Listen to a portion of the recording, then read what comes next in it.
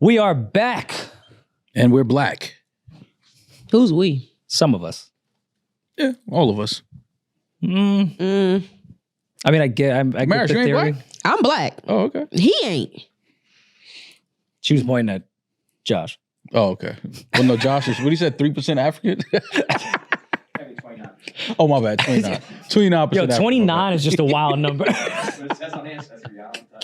How do they break those numbers down of like that specific? You took a 23andMe too. No, I know, but to like be 29% is just funny to me. Like I feel like they just really be and what in that lab just making numbers like, up. what stopped me from that 30? Like who didn't fuck who to stop me at that 30? Like that's what I want to know. Yeah, let's get to that. And like I needed to, like I signed up for it, which I told y'all, but there was no tutorial on like how they break this down. Like after you spit in this tube and mail it, like this is how we break up the DNA to know where it's from. This is somebody like this. Like they digging up dirt at each place. Yeah, you know when you build your creative play on 2K, the attributes, you just like, yo, let's make them 17% ash. What is it? Ashwagandhi? Yeah, 3%. 3% ashwagandhi? You think I know? Ashwagandhi. It's you. It's literally your I've DNA. never been It's to not Ashkenazi. Ashkenazi? Yeah. Ashkenazi. I've went to a few bat I'm mitzvahs. turning him into ashwagandha. The herb is fucking hilarious. Well, he definitely is an ashwagandha type of guy, but you know. That's the vibe I give. Yeah, come on. Every now and then. That 3%. We migrated everywhere. Yeah. And then became 97% Irish, but you know, that's how it goes. But anyways, how's everyone doing? Great. Can't you see it? Yeah. You had a glow walking in today. Did I? Yeah. It's the sun. The sun is out. I took a little walk this morning and got some vitamin D and, you know. How far you walked? I walked about 10 blocks. Once it starts getting nice, I like to walk around Manhattan a little bit. Okay. Yeah. That's your type of thing? Just to get a little sun, you know, get outside, say hello to people, you know. A little vitamin D. Yeah. You know what I'm saying? I wanted to FaceTime y'all yesterday so y'all could see what I was doing because like you ever be in the middle of doing something and you realize when you're doing it like you doing some crazy shit. Y'all know I had to go pick my wallet up from Starlets. I told you I left my wallet. Oh, yes. How did that go? So Ubers were like, I was coming from Jersey. So like Ubers were trying to blast me. I'm like, I'm not. I'm going to take the path in and then I'll just take the train. And then, you know, I'll take a car over. But once I got to Queens, I was like, I saw a Citi bike and I was like, why not? Like, fuck Astoria it. Park right there. Demaris, beautiful. Stop. If you tell me you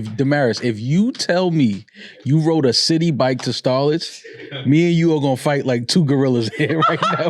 I'm letting you know right now. If you rode a Citi bike to the strip club, I swear to God, it's not funny that she drove it there. It's that she parked it outside and then got back on it. I kicked the kickstand. Luckily, and left it running like, cause don't they charge you per minute? Yeah. You left the Citi bike running, the meter running outside.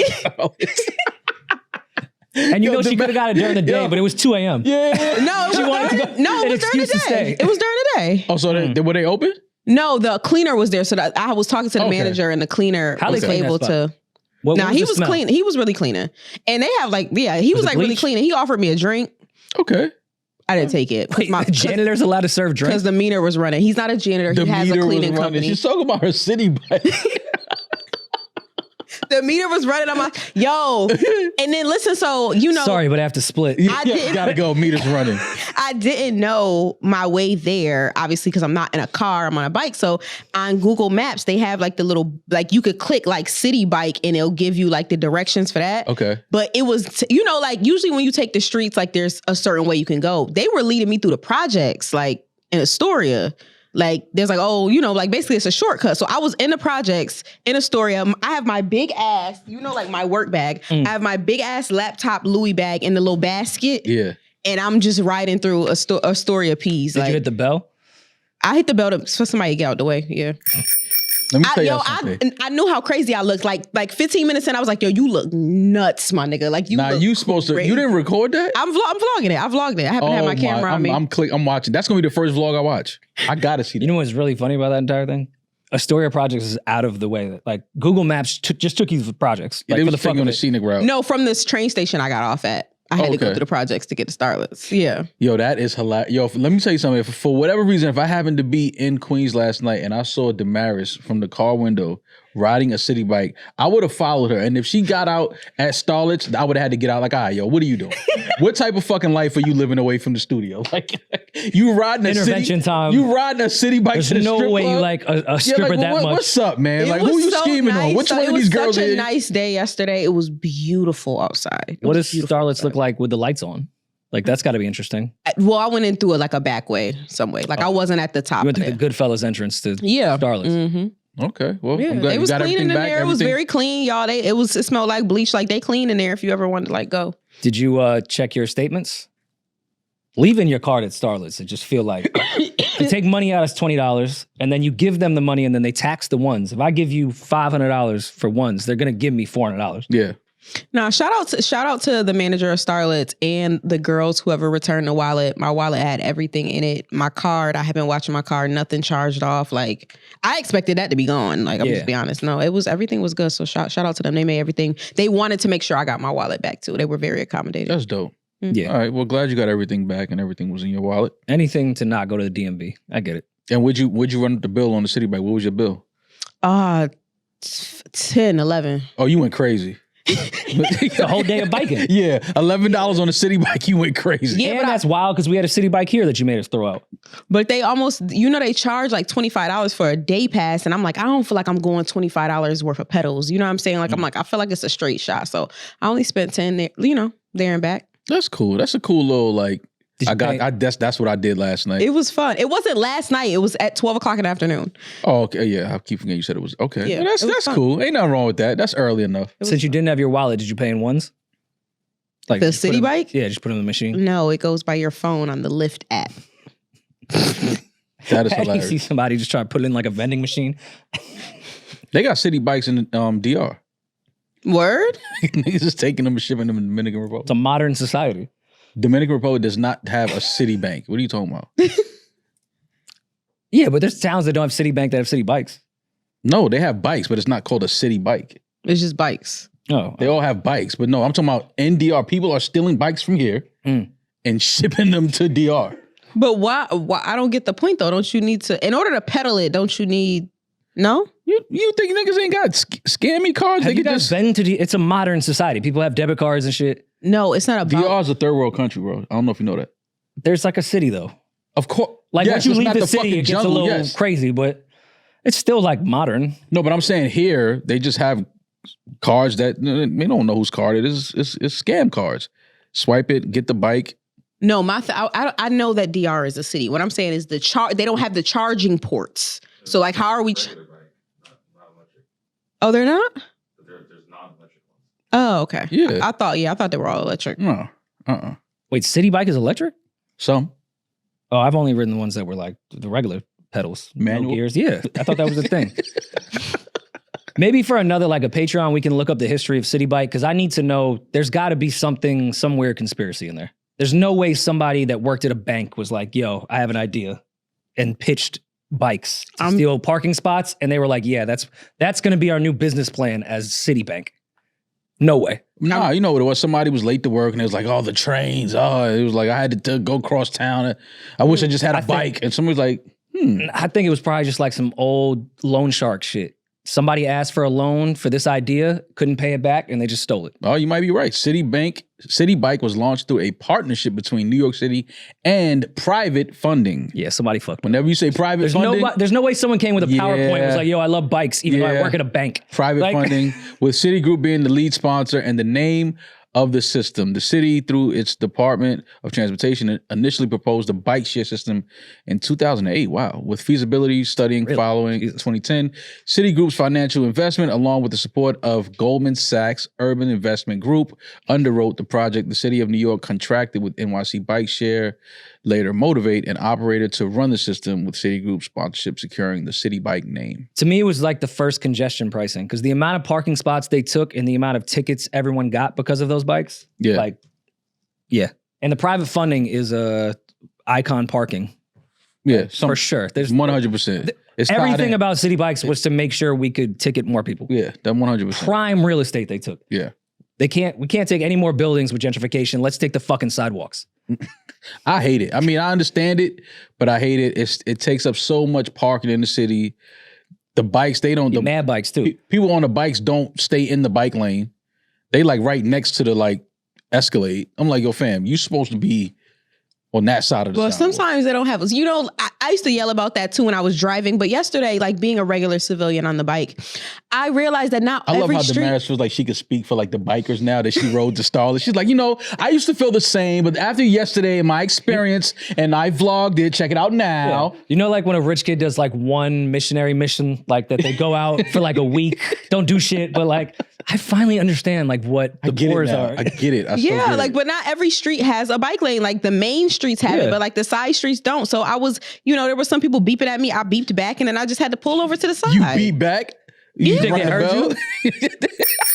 If you don't get that microwave bell out of here, like, Yo, going ding ding to a Range you Rover better- is hilarious. You better move your ass out the way, Demaris. Fuck that bell. No, but I biked in the city. You have no respect. Like it might be more dangerous than a walking pedestrian car. Like the bike is the last thing people give a fuck about. Cars will just push you this way. People will just walk right in front of your shit. They do not respect that bike lane, myself included. It's dangerous out there. It's a whole. We need to talk about the culture of people that get up at like 5 a.m. and go outside running. So like a large majority of people. Yeah. That's like the niggas we need to throw at the gorillas first. Throw them. No. Like y'all No, want to not wake us. up. Y'all want to wake up at 5 a.m. and just be running outside in the neighborhood. Did it for a long time. Yeah. Well, y'all, why don't y'all go fight the gorillas then? I don't want to. Okay. I want to run in the morning. There's I no know one I'm out. training so I can run away from the gorillas. Okay. Oh, While got it. y'all are Endurance. going this way, I'm going this way. Got it. With the endurance. Cross country. At 5 a.m. That's And first of all, gorillas. all those cross What time do you think country- gorillas wake up? You don't think gorillas don't sleep in? There's no fucking way. They up with the sun. Oh But my goodness. Anyways, yes, stop. Move the city bikes onto the sidewalk. Give me my parking back. But with that said, let's get through some topics before we get to the second half of this episode. These are the ones that you guys decided on. I love to do pre-production in real time. It's my favorite part. That's my real like unwoke opinion, is that all city bikes should affect pedestrian sidewalk and not my parking. Because I saw on Twitter that someone said, post your most unwoke opinion. Like, don't try to set me up. Mhm. We've been through these Twitter streets before. Mhm. Sorry, officer. I'm not about to tell you my unwoke opinion. Mhm. Because like shit died down a bit on Twitter as far as the cancellation. This is somebody from 2020 that was a social justice warrior trying to get us all jammed up again. Nope, not falling for that fucking bait. It's What- city bikes and city bikes only. What's your most unwoke opinion? Yeah. None. Everything I say is woke. Not Yeah, every. right. If Bernie Sanders didn't say it, I didn't say it. Who started this question? Like how? An agent. Yeah, like how do these things like? Because we know what these are for. These are for engagement, get people riled up on the timeline. But like, what's your most unwoke opinion? Mm-hmm. I gave mine. I gave one of my safe ones. I didn't give. Which one of your nothing that safe y'all could ones? Really, it's up there. I said, "Fuck it, y'all making these kids too soft. Life is hard, and you'll never survive it. Survive it and learn how to find beauty in it if you grow up with everything being sugarcoated for you. I think the kids are being made to be too soft. That's my unwoke opinion. That's safe. I think like our podcast won't get canceled for that. Oh, we're not getting canceled. Don't worry about that. There's nothing unwoke about that at all, actually. That is unwoke. Do you know what woke is, or what they say woke is? Well, woke was hacked and taken by Yes, the right to make it to be something else. But agree. I think any regular person would agree with that things have softened up. And No. see, look how A scared I regular am person already. will not agree that you need to spank your kids, or that you need to stop gentle parenting. That is not, the regular person will not agree with that. Oh, see now, all right, see, we got this out of you. Now you're saying in between the lines here that we should beat the shit out of our children. I never You said see all beat these, the shit these out fucking of. kids screaming in the supermarket. We need to smack them across their Nope, face never anytime they said want to that. say, give me some Skittles. Never said that. Now I'm reading in between. I see what's going on. People need to discipline their children if their children need to be disciplined. But what type of discipline? It depends. Because discipline is different. For every children, for every Mm-hmm. child, discipline should be different. But people need to discipline their kids, and I don't even mean just spanking your kids, but like punishing your kids, taking things away from your kids, making your kids 100%. respect you. 100%. Your parent, you're like the thing. Like even with parents, like when they, like I when I was younger, I hated because I said so until my father explained it to me, because he didn't say that to me often, but he was like, you need to understand that I am always looking out for your safety and your best interest. And one day there might be a question that I don't have the time to answer for you. Our lives might be in the balance. So because I said so, you need to respect that. Because we might, if I say do something, do it right now because it might be for your safety. I don't have time for my child to be questioning me when something, like, you need to know that you can trust me. You don't need to question every single thing I do. Right. And I learned that lesson, and it has benefited me. And I think it could benefit some other people and some children. You do your kids a disservice if you don't discipline them or train them for actual real life and not the safety of your home.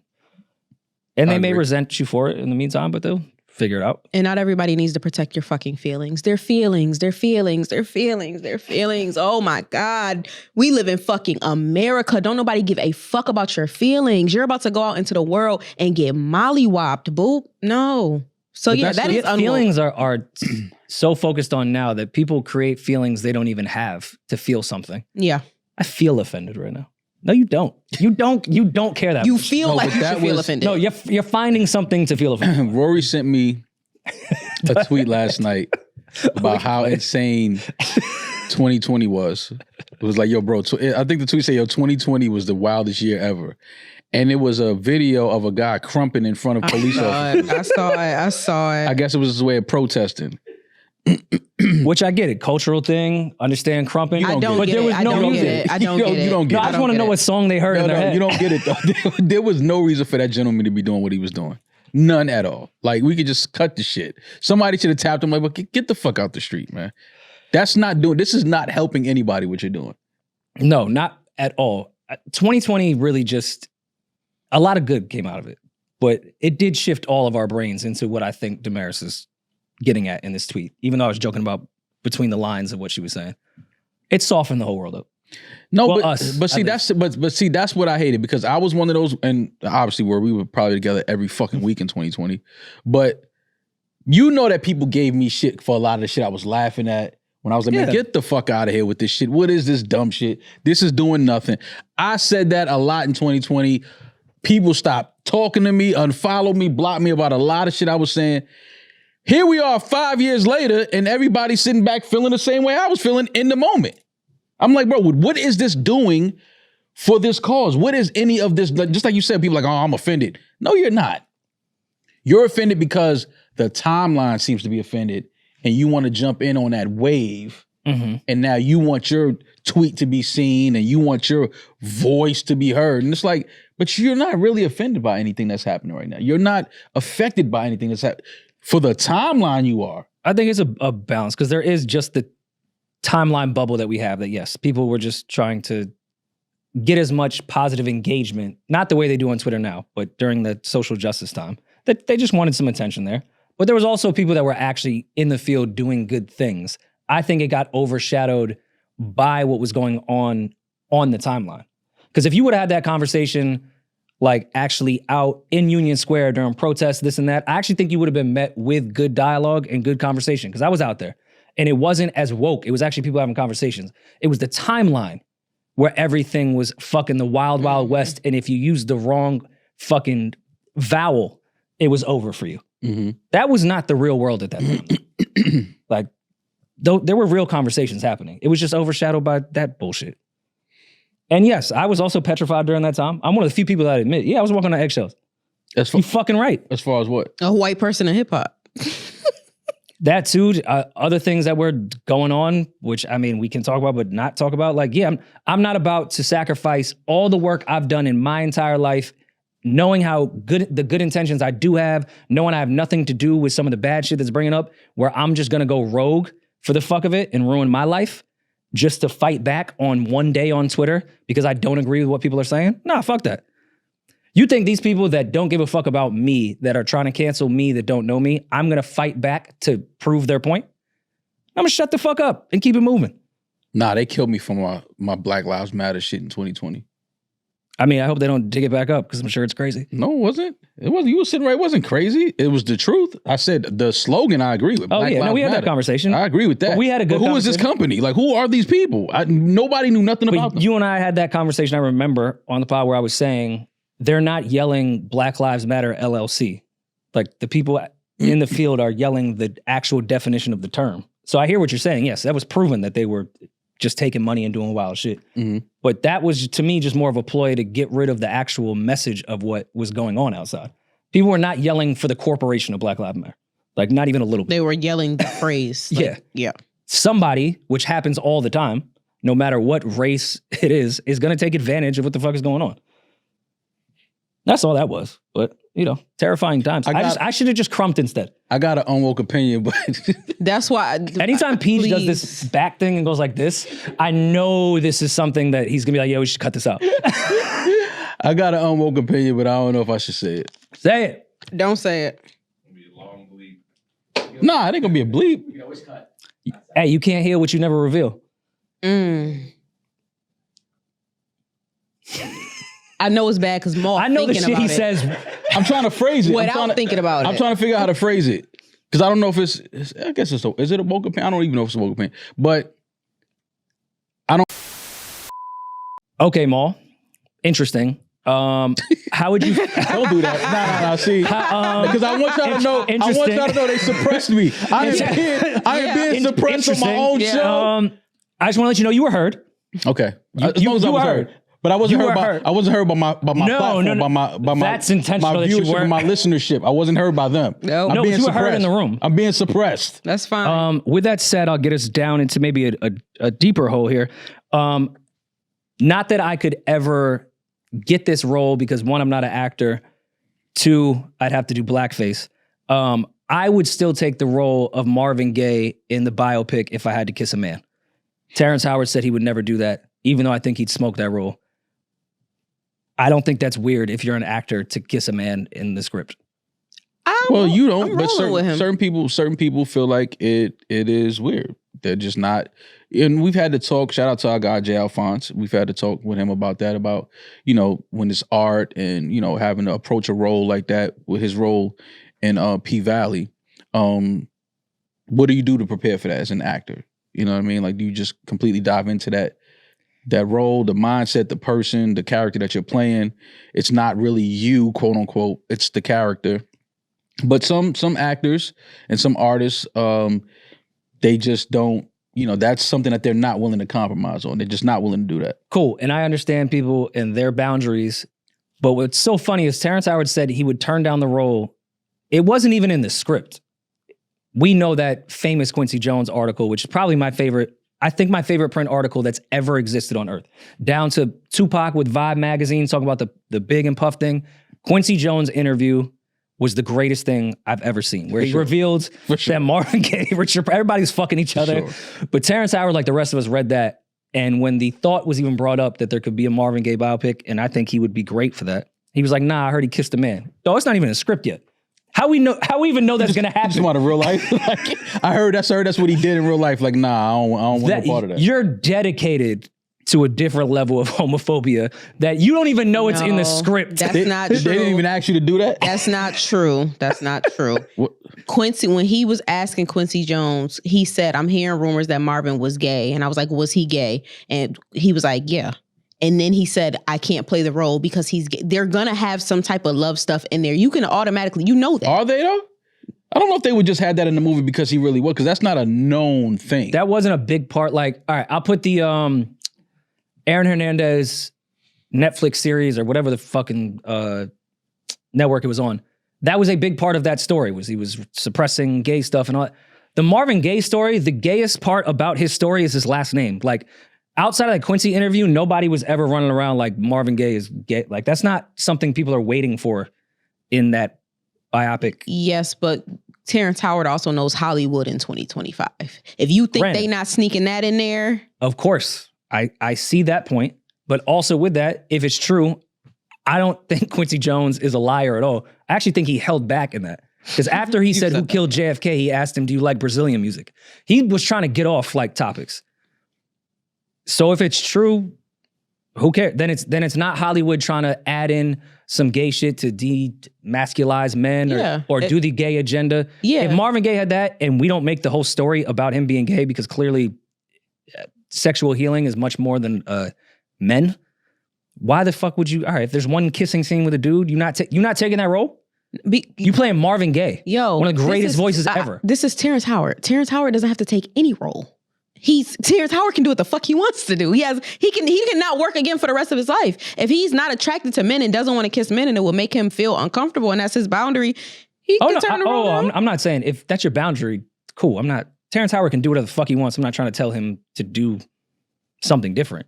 I'm speaking in general. If you're an actor, that role wouldn't be something that you may ease in to really tell that story. Like, this is a very important story to the world. It's still gonna get told. Okay. Maul, is there anything you wouldn't do entertainment-wise? I'm not kissing no man. I mean, we know that. When I tell you we know, we know that. But just things that might be normal that other that's people. normal? No, it definitely is normal. Like, I wouldn't do a nude scene. I want to be an actress very bad, but I would not do a nude scene. And What do you mean you won't do a nude I scene? wouldn't do a nude scene. You wouldn't show bush or you would show nipple? God, you're old. I think you would show nipple. Bush, I wouldn't either. I wouldn't do either. But that's a Showing boundary that I shaved have. box, I feel like it'd be weirder than showing bush. You wouldn't do it topless? Nope. Really? I mean, Which Queen I- Latifah went fine, I topless. You can understand. go But topless. why- Queen why? Latifah went topless. Because I'm not comfortable doing it. Okay. Yeah, I'm not comfortable doing it. And I also don't think it's necessary. I think that there's a lot of nudity in TV that is not necessary to tell a story. Completely agree there. It's a lot of gay in TV that's not necessary. I said Rory A meme. lot of sex shit, period. That's it. I was like, it's not even a part. Rory was like, it's not even part of the plot. No, Turn it off. Turn it off. okay. And I'm not trying to go against our woke conversation to be that guy, but there's been plenty of like regular heterosexual people are attracted to sexual stuff. There's Yeah. mad unnecessary titties, ass, sex scenes that had nothing to do with the fucking plot. It depends on whose titties it is. Now, granted, even like Euphoria, Margot Robbie, it made total sense in Wolf of Wall Street when she opened the door and was completing. I thought that was a part of the plot when she was said at dinner, we're not gonna be friends, like There you plotting go. against a man with money. There is something there. And of course, you are also creating art, and let's not act like naked shit isn't art at the end of the day. It was done in a Great tasteful art. way, the shot, everything. love the whipped cream. And even adding in nothing too quick, like the dog at your fucking leg. Like Beautiful. to me, that was a tasteful sex scene. Mhm. Added into it. Is that Scorsese? Yes. Love him. Which, by the way, he doesn't lean on sex scenes like that at all. So, As a need to, because he actually has actual talent. but even like Euphoria, which I thought there was mad unnecessary dicks in that entire thing, I also had to think, okay, they're playing off the amount of unnecessary titties and ass that have been in film since existence. Like, it's a sexual thing as humans. It's not really a sexual preference. During films, we just want to see titties and shit. I'm cool. I don't. I'm not trying to So convince that's your line. You want to get nude. I wouldn't get nude. What if a director had like a passionate reason why? Because I've heard actresses and even like men talk about it where they had to do sex scenes they didn't want to do because the director was so passionate on how it moved the story and how it moved the shots and like. That's what's up. Find Okay. another actress. Fair. And that's why I'm saying I don't think that everybody's like, Terrence Howard, he's so homophobic. I don't think that that's homophobic. I don't want want to kiss a man. but That's crazy. Yeah. not wanting to kiss a man doesn't make you homophobic. But that's the thing that people do though that I think is wrong. Like they throw that label on you just because you said, like you said, that's just his boundary. Like there's nothing wrong with him saying, I don't want to kiss a man. Like Yeah. now he's homophobic because he doesn't want to kiss a man. I don't think he's homophobic. That is for not wanting to crazy. kiss But I'm just saying the fact that people say that in his Well, mainly response because to he that. said I would cut my lips off. Oh yeah, he took it a little far. If I kiss some man, I would cut my lips off. It's a little far. I don't know. I felt him. Like I don't know, man. I felt Terrence on that. Who the man? Like, I don't know, man. No, but I mean, Terrence he's in his right to, if he doesn't want to kiss a man, take a role I because, hope he hasn't heard the most recent Kanye. oh, you know he's heard that. are there any podcast interviews y'all wouldn't take? Outside. What? Okay, You okay, hold You know how on. many, you know how many, who are you Have talking you been to? on this show before? You know how many years we've been doing this? Like, Okay, I'm not talking about people directly tied to us, right? Like, for example, we had the opportunity to have an interview with someone, and I advised, and my other producer at the time advised y'all not to take that interview. But mainly just because I never didn't- told y'all how much I wanted to fire both of y'all for that, That's fine. but I never did. Wait, Here are we I are we am. talking about? We can be canon. Who gives a fuck? Are we talking about the Fox News shit? No. No. She's talking about Candace Owens. Oh, that. Okay. I Yes. thought like when they had brought the Fox News Jesse Waters shit, and we was all like, nah, we're not doing that. No, not That's that what I one. thought y'all were talking about. Not that one. We all Talking said about no to Candace. that immediately. Oh, the Candace Owens shit? Yeah, I mean, it wasn't because I didn't want to speak to Candace Owens. It was just because I didn't think this was the platform to have that conversation. I agree. Yeah, like that's that's why where I was yeah. at with it. It wasn't, Yeah, hey, but- I have no interest in speaking to Candace, even if I agree or disagree with her stuff. I just didn't think this That's was what the platform for it. That's cap because I said, well, I didn't even really want to talk politics with Candace. I wanted to get to know Candace like on some like, yo, what you be listening to? Like growing up, like what was your? She talked about You that. never like, yeah, but she ain't talked to me about it. Okay. That's where I was going with it. But y'all was just so helping. No, I'm just like, what? Well, What's because- Candace Owens be talking about. Because your producers that you wanted to fire know your audience, know what your audience would have felt in a sensitive time. We don't with know an our election. audience. Clips go And- viral that we never even thought would And go that's viral. not our those are not from your audience. Those are from people who are discovering your show. Ah, Yes. there you go. That's so now fine. we have Candace on with her platform, people that never heard of us. And you they think that discover our Candace's show. platform is going to revisit this podcast You and don't know become that? regular listeners? You don't know that? Okay. How could you say that so like matter of factly? You don't know that? Okay. Yeah, that's what I'm saying. I was just trying to have that conversation with Candace on some old fuck politics. Let's talk to Candace Owens about the shit she be into, like away from politics. Like that's what I wanted to get into. I thought that would have been dope. Why not? Yeah, but I feel like if we asked her about anything music related, her answer would be, I used to listen to Jay-Z and Beyonce, then I realized they were Democratic puppets, and then anything we say would have went back And down that's- to a political and thing. that's- and that's because where- I told you when we were having this conversation off mic, because I remember this vividly when we were all talking about it. I watched Candace Owens stuff, and I've seen her talk about her past growing up in Connecticut and how she was such a hip hop fan. I know for a fact anything we brought up would get down to like, well, then the Democrats got a hold of them. And it just would have went off the rails because she is so trained in what she does. I don't She's think great so, as man. a pundit, but I don't think so, bro. I don't think it would have went like that. I get what you're saying, and I get why you're saying it. But like, you think, all right, say she would have went that route with it. You think we wouldn't have had a blast having fun with her? Like, yo, what are you like? So everything is just gonna go right back to politics? You don't think that would have been like funny to watch? Like me and you sit with Candace Owens and laugh at every time she tried to turn, yo, what you listen to as far as music or sports and she turned it into some political shit. I would have had a field day laughing at Candace Owens about that shit. Like, yo, what are you doing? Are you to real? me, Are you yes, human? I would have laughed, but we have to think about an entire viewership that while we're laughing can go through her entire catalog of shit that they completely disagree with and find actually straight up offensive to their lives. That's all. Like, I'm not going to kiki about Jay-Z and Beyonce with her when I would rather do that with y'all. I'm just saying we had some people in this room that we could have had Candace Owens over, is all I'm saying. We could do the one-on-one. I'll produce that one. Same way we did the DJ Head shit. Nah, I don't need you to produce Candace. You can't produce Candace. No, listen. Nah, you can't produce Candace. That's your problem. You trying to produce the black woman. Don't do that. The thing I loved that Candace did was get the fuck away from the Daily Wire when she exposed them for, they not based off their business plan of free speech. You say one word about a certain group and y'all are not these free speech people. Mm-hmm. I'm not trying to produce her. I'm just trying to help and produce you. I don't really know. With Candace, no. That would be a good conversation though. Would you do it? Yeah, with Candace, absolutely. Are there Cool. any big names that y'all would not take the interview? Absolutely. If R. Kelly came on here, would y'all take the interview? No. Kels? You see the difference in the two? You see the No. yin and the fucking yang? Kels, no. Nope. I wouldn't say No R. fucking Kelly. way. For what? He gave Gail a banger. I don't know. But that's before he was found guilty and thrown under the jail. We knew he was guilty, but at that point, shit was going on. The docket came out. We had some questions for R. Kelly. Yeah. I have no questions for him The questions are answered. The questions are like, there's nothing to ask R. Kelly. Yeah. And his answers were, I'm fighting for my fucking life. And it's like, dog, so were the people in your basement. Mm-hmm. Like, yeah. Ooh, that was...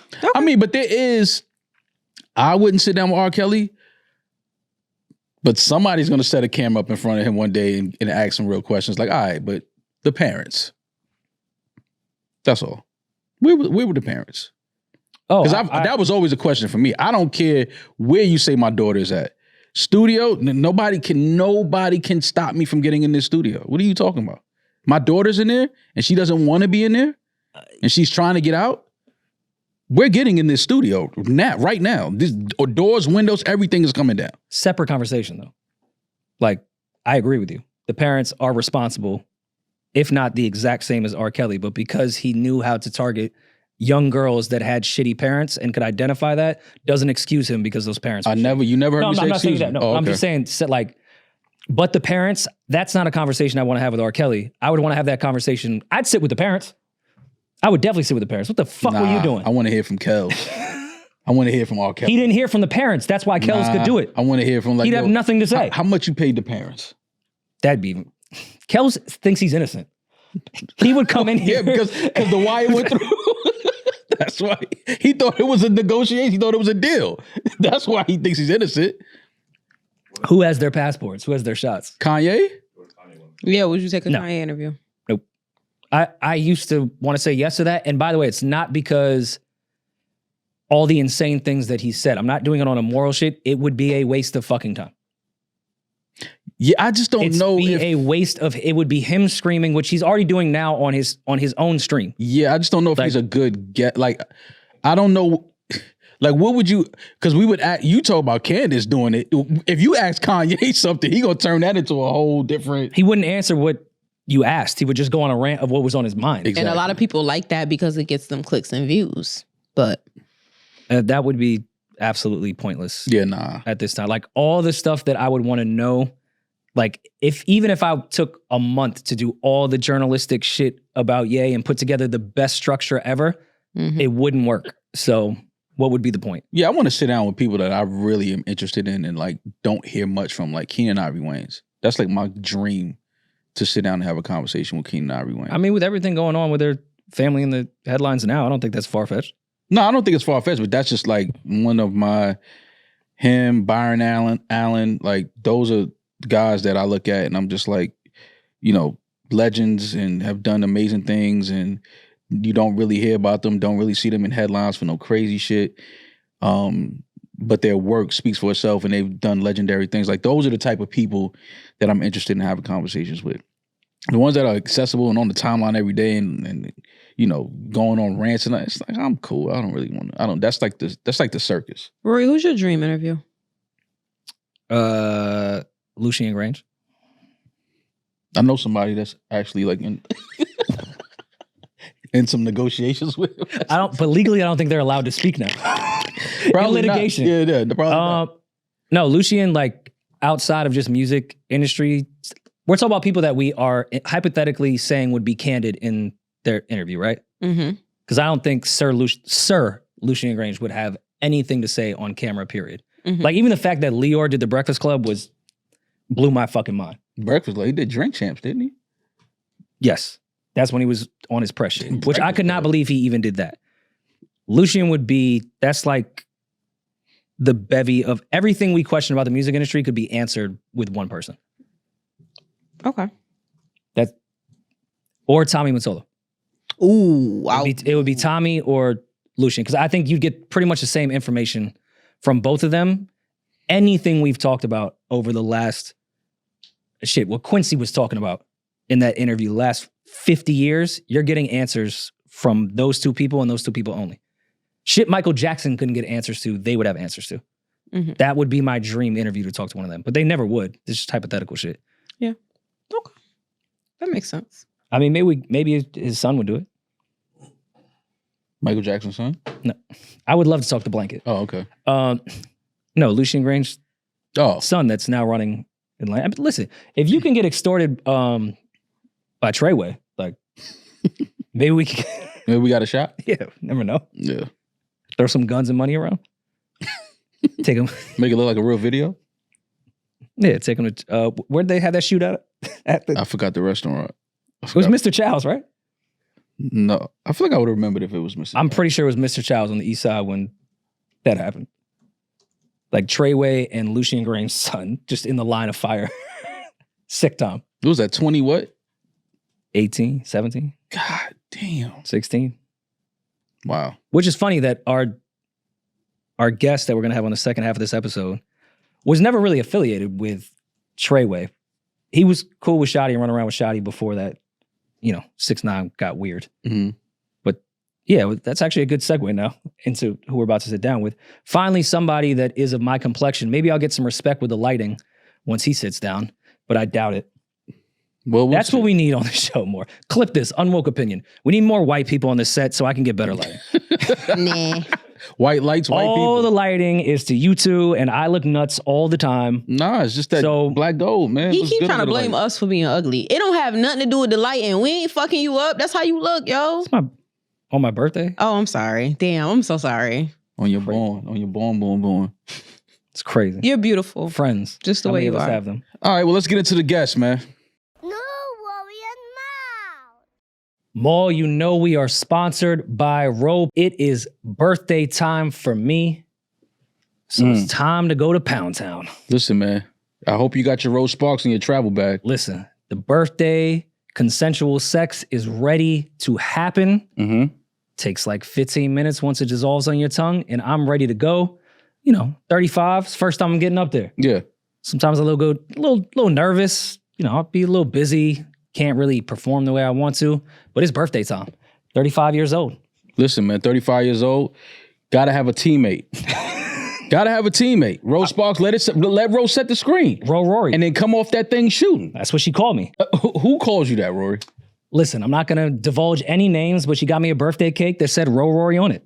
I like to hear that. If prescribed, new sexual health patients get $15 off their first order of Sparks on a recurring plan. Connect with a provider at ro.co/Rory and Mall to find out if prescription Rose Sparks are right for you. That's ro.co/Rory and Mall for $15 off your first order. All right, Rory, today we are joined by one of my favorite guys, man, one of my favorite people in this industry, this shithole of an industry. A guy that I've been following for a long time, and I'm happy to see all of the success he's achieving and all his elevation. And, I'm seeing a lot of people repost him on my timeline, and I just smile when I see things like that. So today we are joined by Cambridge's finest, Mass's finest, Millyz. Yeah. Millyz, listen. Rory went to your album release about 2 weeks ago. Yes. He called me. He was like, yo, Millyz having an album release. I felt some type of way because Millyz didn't hit me and tell me he had an album release. But I said, it's all good. And Rory was like, yo, listen, I'm going to go by there. I said, bro, I'm in the crib. I live all the way up north. To come back down to the city is going to be I'm just not into it. But tell my guy, I said, what's up? Rory we come to the studio the next day. Rory was like, nah, you were supposed to be there last night. Listen, I went for Millyz. I went for hip hop. I went to support, but I stayed for other reasons. Yeah. I went for one reason. It was the party but I stayed favors. for They're called party favors. There was a lot of party favors. favors. The ambiance, the aesthetic was very nice, Yeah, is what you you know. mean. Yeah, very welcoming. people. Very inviting. A lot of fans of hip-hop in Yeah, there. a lot of hip-hop in the building when Millyz is there. You know that. Gotta be hip-hop when Millyz is there, man. How you feeling though, bro? I feel good, man. I feel excellent. Yo, listen, man. We saw you, I think the last time I saw Millyz was when we had our show in Boston. That was what, 2 years ago? Oh, yeah. Yeah, that was facts. December of 2022. No, it might have been 23. I don't think it was 22. Might have been 23. Yeah. You might be right though. Maybe 22. Been a minute.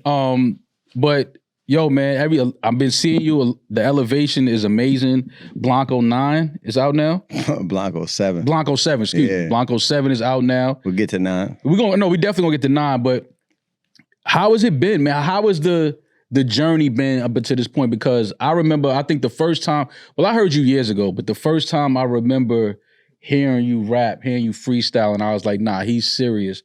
It might have been Funk Flex freestyle. I think it was like 49. Yeah, it's a long time About ago. 8 years ago. Yeah. That was like 2017. That was the first time crazy. I heard you before that. But that freestyle, I think, is when I said, I got to start paying more attention to him. And I think, were you signed to Kiss before that? Or did it happen right after? Yeah, like right before that. Right before that. Yeah. And that's when you signed with Jada. But when I found that out after that freestyle, and I said, okay, like, so Kiss heard the same shit I'm hearing. I'm looking at him. But to see you now, seeing everything that you're doing, it's been dope to watch. But how have you been feeling though, as far as like personally? Is the music industry been good to you?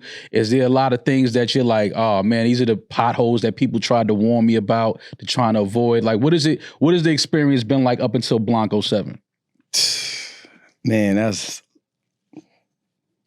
was like a loaded question because it feels like, even though you saw me on Flex at whatever year that was, I think 2016. yeah, my shit didn't start. My shit didn't start until the pandemic. Yeah. Like it got lit in COVID because I wasn't, not saying I can't make club music, but that wasn't what I was super on. I was kind of doing more like pain songs. I do the freestyle raps and stuff because it brings engagement on social media. That's not my passion. Yeah, it's commercial. Yeah, exactly. And it's a commercial just to draw people in to be like, you know, look what's going on. Because I know I could technically do that. It's like a technical skill set. It's like making half-court shots. You'd rather make music. Yeah, you know what I mean? But yeah, it started in the pandemic when everything slowed down. It was like people started listening to music for real. And that's when they started, I just remember I posted a song called RLS and it was kind of more singing, but talking about going through real life shit. Mm-hmm. And I just saw like a bump in the algorithm on it. And I'm like, oh, and then I dropped something with Jim, Heightened Senses. And it was like the easiest type of song I could do. It was just rapping intricately and a melodic hook from me over like a beat with a vocal sample. And people liked that off the album. I didn't push it off the album, but people liked it a lot off the album. And that's when I realized, oh, if y'all like this, I could do this over and over and over. This is the easiest thing I could do. So I started dropping from there and everything went up. That's how I went Blanco 5, 6, here to 7, like off a signature sound. Like if you go to YouTube and look up Millyz type beat, you'll see 100,000 Millyz type beats. You know, so that was the progress like with music. But yeah, I learned a lot just in the music industry. I still feel like I'm on the outside of the industry because I never had a major push. It always just been me and my friends behind me. And then like, you know, cosigns. Like y'all have been, we personally know each other. Or like Kiss or post me or like however it goes. But it's never been a major sort of corporation. I did a distro deal. You know, I did big distro deals, but they just give you the bag and then you got to go kind of do it yourself.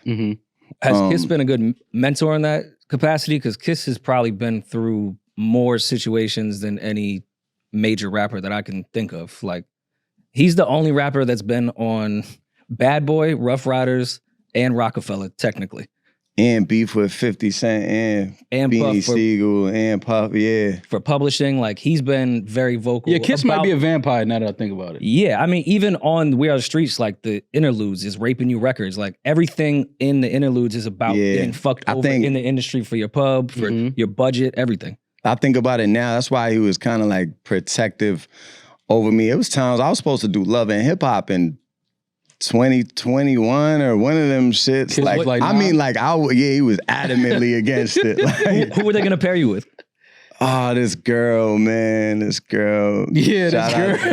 Shout out to this girl. You know who you are. Shout out to this girl. Shout out to this girl. We had a bright future. Millyz sitting here playing it cool. We had a bright future on Love and Hip Hop, and Kiss was just adamantly against it. And I'm like, I need to feed my family, bro. I actually moved out of my apartment that I was in because I'm like, well, I'm about to be famous.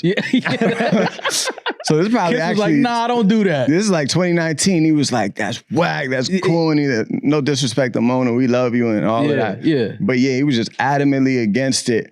And I was like, but bro, I'm starving. I'm gonna die. Like, I gotta do Love and Hip Hop with this girl, man. And she started going left on me before the show even started. Oh, there you go. She's getting a character. Yeah, I guess so. And it was crazy. She's trying to create the storyline. Man, I seen her one day. I don't know if I don't want to violate, like, shout out to her, but I seen her one day and she was smoking a Newport 100. Oh, no.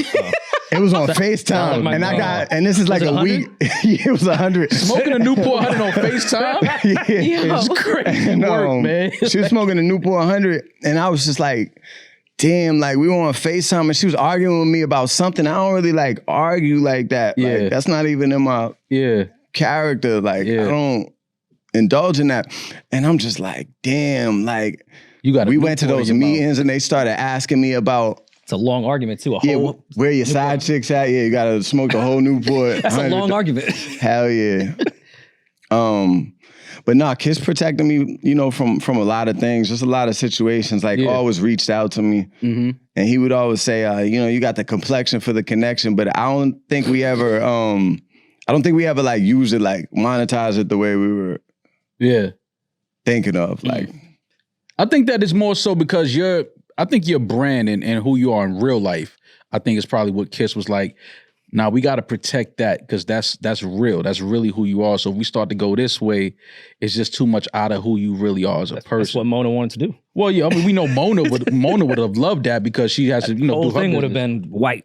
Yeah, nah, but I think that Kiss made the right call. What has your been? You have this unique like thing of just being tapped in with certain guys and certain other artists that like Leak Ward and Albie Al and you know those guys that I listen to, but to see you doing videos, I'm like, yo, Millyz is like he's in tune because these are guys that you got to kind of really be in tune with a certain area to kind of like even connect with on a personal level, but then to even make music and then actually go to that hood and do a video. Now we talking about something deeper, a deeper connection and a deeper like, you know, it has to be a trusted. Yeah. Where's that come from? Is it just the sense of, you know, if I'm from a hood in Mass, the hood is the hood everywhere. It's just a certain language that we all speak. Is it just that, or is it a deeper like connection that's just deeper than that? Damn, that's a good question. No, and I think people see the videos and they think it's like really some Hollywood shit. They don't understand how treacherous it is. Oh yeah. You know? I know. That's why I asked. But yeah, even like Leaf Ward, like he don't care who you are in the industry. He don't really do much features with people and shit like that. So I think they tap in because I had like that pain type of music moving. So, but it'll be like my youngins in my neighborhood that'll tell me, yo, you got to get with Leaf Ward. And I'd be like, I want to do a song with so-and-so. And they'd be like, fuck him. Like I say somebody mainstream, like they really tap me in. And Risk Taker's got like 45 million streams or something crazy. And we're all underground artists. So Albie Al, that was like just people telling us to work. As soon as he came home, like we just tapped in, got on FaceTime. Leaf Ward was harder to get because, you know, he's just running around. He was in the streets, but you know, shit like that. He ended up getting booked, but I was grateful to be able to go out there. But yeah, it's treacherous. We done it. There's so many videos and just popped out on artists just to show them like it's genuine love. I'm not, you know, I'm not trying to use you for a verse or anything like that. I think that speaks to the authenticity though, because that record is crazy, and I didn't even know it had 45 million. I feel like if you went like the major route, they try to pair you with somebody that would sing a hook. And you probably clock at like 1 million views, maybe. Like that was something. All three of y'all have the same but different fan bases where there is some crossover. And we brought them all together like, and that song, man, that shit is so big. But no, I think it's a trust and it's a respect thing, you know? So also like, I believe in God a lot, bro. It's like, I'm very in tune with God to the point where I just feel like I could go anywhere, you know, on trust and with God. Like I've been to Haiti for real. I grew up with all Haitians. Like my school was half Haitian. When Pablo Mwe Haitien, my school was half Haitian, like straight from Port-au-Prince. So I had a certain trust level to where I go, you know, the government can't even protect you in Haiti. Like you got to be real tapped in. And we went out there in like I think 2019 or something like that, and just moving around. But it's love and it's trust. I was with all deportees, like people who got deported from Cambridge and shit like that. And then real Zoe. So it's like I'll really go anywhere if I feel, you know, it's authentically like in my heart to go there. Like I feel comfortable in those environments, you know. Yeah, I forgot what platform it was, or it might have been your own YouTube channel where you gave like, I guess a tour. That's kind of corny to say it that way, but a tour of your neighborhood. And I did notice out of all like the hood vlog stuff, everyone from 60 years old to young had a story about you. Which usually people walk around the hood and they're just with their friends and just make up shit as they walk past. It was like old Haitian women coming out their crib to talk about him as a child. I was like, oh, all right. He from here for real. And it's so funny because I'm actually from a place that put in the most money into PR campaigns in the history of PR campaigns. Like I'm from Cambridge, Massachusetts. That is Harvard College, MIT. Like you don't get, that's been blasted out to people since the 20s. There's a, if you go to Jason Trimmon's YouTube, it's a smaller YouTube channel, but he gives a real breakdown of the Cambridge that I'm from. You know, because it's also Harvard College, but it's also 14 housing projects and people living below the poverty line and shit like that. So, yeah, I really grew up just in kind of in an environment that made me feel like we were just in Far Rock yesterday. And they were like, yo, nobody comes out here, bro. But I feel it still feels like my neighborhood in the summer. You know, it's not too far. So, yeah, that's what gave me the confidence to go wherever. Boston, And then I'm not leading on no tough shit either. Yeah, of like I'm course. just like, you know, mutual respect. we cooler. Boston's had a very interesting music history where I feel like it's been neglected, but if you really go through it, it does have like monumental shit. But on the hip hop side, I feel like even Guru from Gangstar, we all thought Guru and Preem from Brooklyn. Yeah. Benzino, I'm actually one of the few people that's like not a Benzino hater. I actually think he's done a lot of good for hip hop, and he had a few joints. And Made Men, I always fucked with their mixtapes. That's hard. Every time Static, brought terminology, I always fucked with him. Mass Spike Miles, but I always feel like Bobby Boston Brown was kind of neglected. New Edition. Yeah. No, I think for sure. I tell people, like, you got to understand when you coming out of Mass, it's like an uphill battle on roller skates because you're dealing with, if you just go, I'm a person that likes to go with the odds. Like I tell people it's harder to make it in rap than the NBA because it statistically is. How many rappers are there in New York right now? Right. Like people making songs in the studio. I don't know. 1 million. Yeah. All right. For sure. How many people's in the NBA? You know what I mean? How many people play for the Knicks? Just do your math on that. I tell people that before you try to jump into rap. But like, especially from Mass, with 3 hours from New York and probably 500 artists got record deals in the last 10 years from New York, and 3 artists from Massachusetts got record deals. And why do you think that is though? Because even like The Source coming out, because a lot of cities will bring up the New York thing, like all the publications, everything media. That's why y'all get the looks that you look. And I think there's an argument there. I see what they're saying. There's some pushback, but I get it. Right. The Source came out of Boston, and I mean, that was the Bible at one point. Why did that never really click outside of what Benzino was doing? Because there's been plenty of great rappers. They just never get their look. Yeah, I think people probably had a sour taste, salty taste, pause, like whatever, from the fact that I think they felt like, even if you hear Eminem, he's like, half your staff's fresh out of jail from Boston, bullying and extorting, and it's real shit. Like Benzino, to his credit, he took I don't want to get all the facts wrong. This is before my time, but he took 10 different rappers from all different hoods that were beefing when the murder rate was high in Boston. The murder rate actually dropped. He put a lot of rappers together and formed the Wise Guys, which was like a bigger extension of the Made Men. And he tried to put a lot of people in position, but I don't know, bro. It's just like, we're such a town that we believe in sports, man. We on some sports shit. Like we know what Benzino and his friends did to a certain player. Never mind, I'm not even gonna go there. Did Kiss ever tell you the story of the Benzino brawl? Yeah, lightly, but I heard it enough on podcasts and shit like that. There's been some Locks Boston beef for a while. What is the? They straight though. Like, for sure. Hell yeah. Is there? Do you have a I'm not sure if you do, but do you have a relationship with Joyner Lucas? Yeah, I got a relationship with Joyner. Like, we never saw really eye to eye. There was some tension there. There was just some like serious things that don't have nothing to do with me or him, but in the middle of it. But actually, Mark Wahlberg, he put us together for real. That's dope. Wait. Yeah. Sorry. Hold on. First, Demaris. That's Demaris. Why you laughing for? Marky Mark and the Funky Bunch. Which she just found out was a rapper. She just found out that Marky Mark was a rapper. She had no idea. I knew he was a rapper. I didn't know he was a part of the Funky Bunch. I didn't know that. What's the Funky Bunch? It was crew, Marky Mark and the Thank you. Funky Bunch. I don't know. I know it was Marky Mark. Yeah.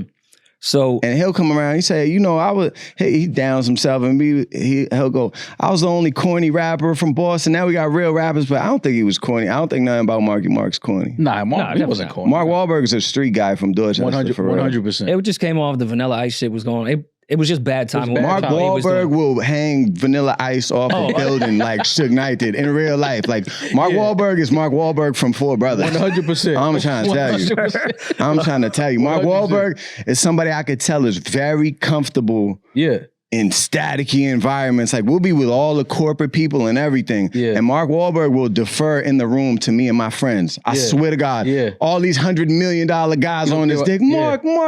Yeah. And he's just talking to us like super, but not forcing it, just super comfortable and regular. Like, he is Mark Wahlberg from Four Brothers. I'm standing on that. Plays himself.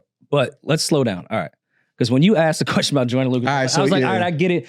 It's a mass thing. Yeah. Maybe they cross paths. Then I could see y'all having issues. People know each other. How the fuck did Mark Wahlberg end this beef? Because like he would support Joyner, and I used to see that and be like, man, that's the coolest shit in the world. Oh my God, Mark Wahlberg, an A-list celebrity, bro. Mm-hmm. I'd be like, that's amazing. And one day he just followed me.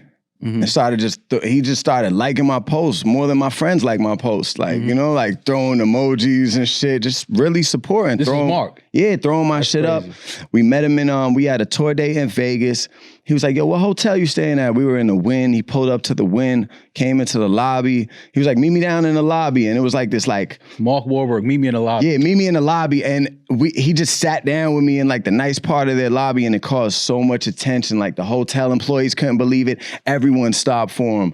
Old Chinese lady, Yeah. little fat young kids, like everybody, like everyone you could think about just stopped for him. And like he just had the conversation with me like it wasn't happening and shit. Like, and he just showed support from there. And then one day he had a thing with Concepts. And I was like, yo, I'm pulling up. But Joyner was pulling up too. I think he just checked, you know, like the temperature with them, because I was always fine. I'll be around anybody. But he really like, you know, just put us in that room together and was just like, I'm telling y'all are stronger and together and shit like that. And then Joyner ended up taking me on tour, and he got a big ass fan base. So that's fire. Shout out to Mark Wahlberg for that. For sure. Yeah. What was that convo like? I mean, the details you can give in Vegas. Now with Mark, we were just talking about our town. Like, you know, people like to, it's a lot of hatred, like in Boston, in Massachusetts in general. Like, it's like our culture to hate on shit outside of sports. We love sports, but people want to see you do good, but never too good. And he just, you know, kind of. That's everywhere though. That's not just a mass thing. That's right up the block. Yeah, I mean, it's bad where we're from because we've never had success in music too. Yeah. So like New York, you're gonna let an artist fly. Like, all right, like A Boogie can fly because A$AP Rocky flew and all of these people. It's like, but they really want to clip your wings if they never saw somebody. It's like they kind of start panicking when they see an artist get a certain level of success. I be trying to tell people I'm not on, bro. I'm not Jay-Z. Like I cannot fix this whole state. Right. You know, but have you ran into any of that though? As far as like back in the hood, back home, you ran into like where it's like the people that you thought were like real friends and people you grew up with that know you away from music. Have you seen their energy change? And it's like, yo, like y'all are going crazy. Like I'm not like I'm still here in with y'all. Nobody that I really grew up with feels like that because they know like I'm solid. Like I'm gonna stand on my word. I'm gonna do what I can do. I do have to break down to people that I have less money than you think I have though. yeah, that's like even if you don't, you gotta say I don't care how I pop it on the gram. This is pop money, man. Put in the Kodak joint. This is not my money, man. Return this in 90 days. Yeah, because it's weird because I do pop it on Instagram because at the end of the day, like I'm a rapper that people might be like, oh, he don't got mainstream success. Yeah, but here's $200,000, bro, and I got $400,000 in jewelry on. I need you to know that, but I don't need y'all to know that. Like, so it's like that ain't for y'all to start doing the math. This is not for y'all. Don't count my pockets. I'm popping it to them. How do I shadow ban my entire neighborhood? I should. You know. But so it gets tricky like that because it's like I have to pop it to the industry and that shit works. Like it works. I'm telling you right now, if I up $100,000 on Instagram, it just reminds people like don't get it fucked up. I'm not being pushed by a corporate machine and I'm not on these whatever, but I'm still making these a living. platforms, but I'm getting money off rap, off rhyming words. Don't ever try to play with me like I didn't make it. I made it. But now to my neighborhood and shit, like, hold on. That don't mean. Hold on, tranquilo. We need to take a step back. And Except for all the Haitian and Cape Verdean women. Y'all can see it. And so, but then I have to remind my neighborhood, like, Smokes, Buddha, Haas, Rara, Crook, my brother SK, Nip was just booked, 10 other guys. These is my friends. They're in jail. All right. That's a bill in itself. 100%. Now, security, because so I don't put people in jeopardy where, you know, I'm a hire armed security. You don't want your friends to be security. Yeah. You see what I'm saying? Yeah. So now I'm hiring people outside of the team. I could go the cheap route. But you know, I'm hiring people outside of the team, drivers, whatever. All this money is coming to make this shit look big and make this shit look grand. You know what I mean? I'm reinvesting. So it's like I gotta pop it to them and then reiterate to them. Yeah. Yeah. I get the branding outside of the safety in that as well. Like even down to where I was mad that you told every girl in there to all dress in white and Blanco. you, and then Blanco. but the rest of us did. He didn't tell. Yeah, that ain't for y'all. You better. Every man came in a different color. If you would have showed up to Milly's album release party in all white, that would have been the nastiest shit ever.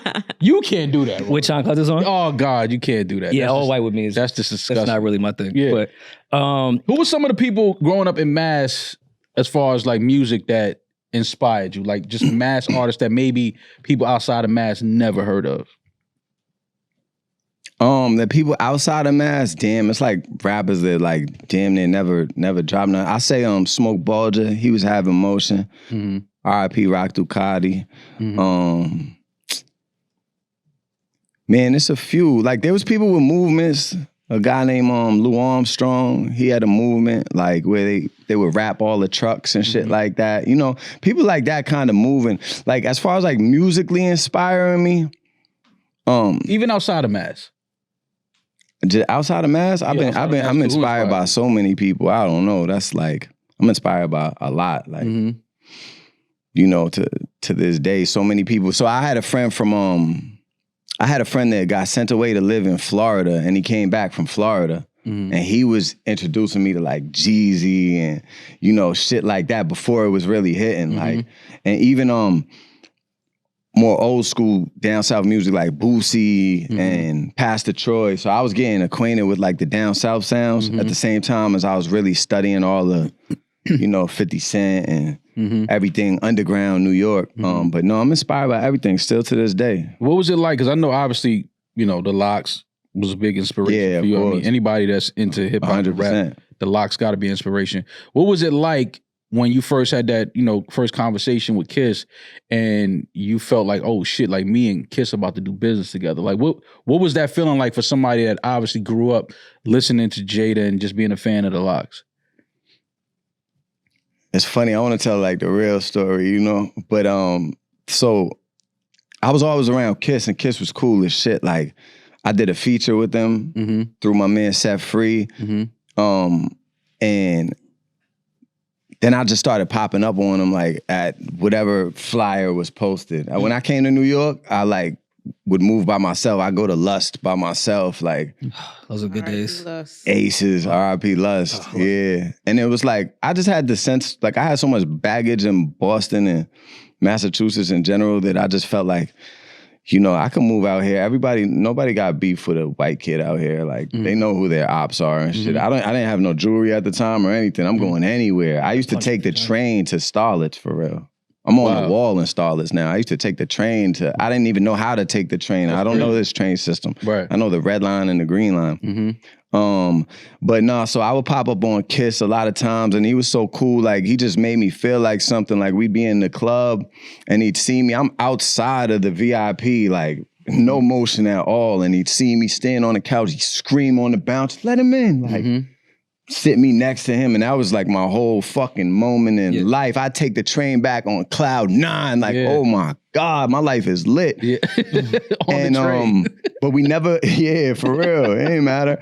And I was sleeping in the apartment in the Bronx with roaches. Wild roaches. I'm putting powder down on all the like the roach powder. I got the roach spray, the glue, the powder, everything. I got me and Set Free, we going to events like XXL events, and you see like the Lauryn Hill poster, we taking shit like that. Yeah. And I'm like laminating, so whatever you call them, I'm spreading it around my apartment. So, you know, in case I got a girl and the roach come through, like barriers, shit like that. Like, but I'm still on cloud 9 because I'm cool with Kiss. Right. You know, so I think that's gratitude to get you a long way. But at one point, Ice Pick J, who was his manager, was like, yo, you know Millyz can sing? Kiss like, no. And he's like, no, Millyz sings, bro. Fuck all the rapping shit. We need to take him as an artist. And so he called a meeting and we went to Kiss's crib and I was all excited for the meeting. And then it was just me, Set Free, and Ice Pick. And Kiss was like in the kitchen and he was like, I'll talk about this later. Some shit like that. He was like, so tell me when the important shit comes up. Yeah. But it was like Pick was gonna run the play. And Pick ended up passing probably like 2 months later and shit. But like he essentially gave me the Kiss, you know? And then Kiss ended up running the play, so real spiritual to me. But yeah, so that was like the first time we really talked about it. And then it was like, after that, you know, there was a lot of artists that was down with Kiss. But I just felt like I got to take the stamp and just make everything I can make of the stamp. Like people think when you get with an artist that they go, don't sign the artist. But it's like, nah, don't sign the artist if you plan to just use that artist's whole platform. Yeah. You know, like create your shit. You should be. There's people that could come in here off media and take I work with Rory and Maul and literally just propel that shit. All you need is a stamp. Oh, I could get you on FaceTime. I could get you on FaceTime. That's all you need. Right. I could call Demaris right now. You don't believe me? Bow. And I'm trying to start my own shit. And it was kind of like that. I had that stamp from Kiss, so I'm running with that. I need the stamp. I don't need much more. Yeah. You know, and especially as a rapper, if somebody like you got somebody like Kiss that you know is telling you like you dope and you know he fuck with you. Hell yeah. I don't think you need much more. Yeah, ultimate confidence. Ultimate confidence for sure. And then from there it's just like once my name got big and I really got attached to him and the whole brand, I was like, I gotta, you know, protect this shit forever. And there's still things I do that like he won't approve of, you know what I mean? Whether it's showing money on the gram or whatever, like there's certain things, but we're different people. Yeah, Kiss is, you know, that's just, he's the elder statesman now. So that type of shit, he's like, yo, why? Yeah, why are we doing that? He's like Tony Soprano, and I'm like, Chris, the nephew. Yeah, I'm like Chris for sure. Yeah, but without the cocaine. So a couple weeks ago, they've been running with this whole Mount Rushmore shit, and they did the white rapper Mount Rushmore, right? And somebody who you had a little bit, I guess, of an issue with at one point, MGK, Machine Gun Kelly, was he was on the Mount White, was he? Or did he? No, they left him. He should have been. They left him off. Yeah. So he was saying he should have been on respect there. to him, but he shouldn't. Yeah, no, he shouldn't be on there. Well, I know that you and MGK had y'all thing for, but y'all have squashed y'all thing. What was that? What was the original reason behind you and MGK kind of having a little back and forth?